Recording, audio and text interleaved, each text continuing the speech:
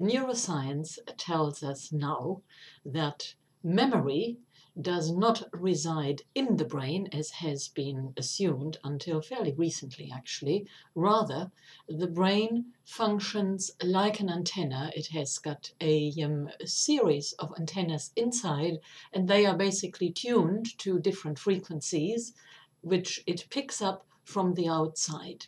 We also know that the natural frequency of the Earth is 7.83 Hertz. In fact, it is now believed that in order for life to exist, this is the very frequency that enables the existence of life.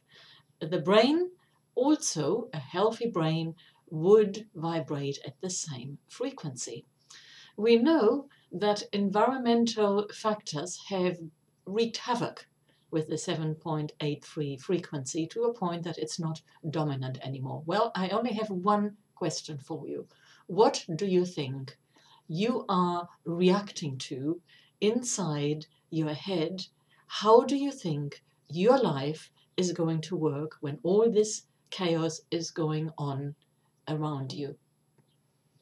Hope you enjoyed this video. If you did, share it with your friends and like it. Thank you very much for watching.